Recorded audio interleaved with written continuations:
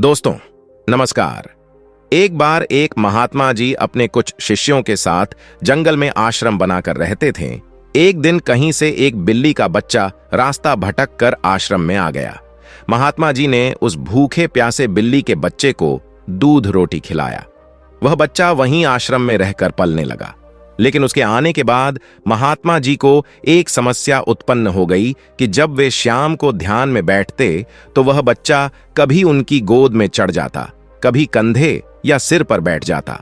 तो महात्मा जी ने अपने एक शिष्य को बुलाकर कहा, देखो, मैं जब शाम को ध्यान पर बैठूं, उससे पूर्व तुम इस बच्चे को दूर एक पेड़ से बांध आया करो।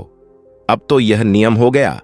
महात्मा जी के ध्यान पर बैठने से पूर्व वह बिल्ली का बच्चा पेड़ से बांधा जाने लगा।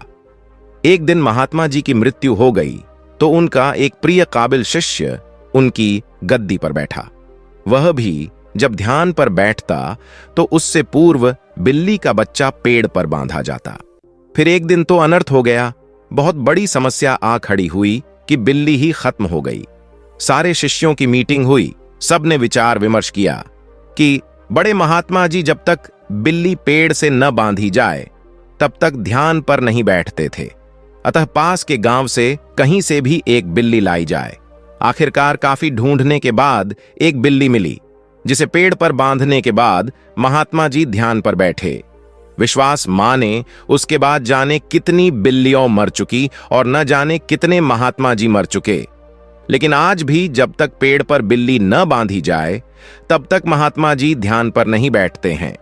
कभी उनसे पूछो तो कहते हैं, यह तो परंपरा है। हमारे पुराने सारे गुरुजी करते रहे, वे सब गलत तो नहीं हो सकते। कुछ भी हो जाए, हम अपनी परंपरा नहीं छोड़ सकते।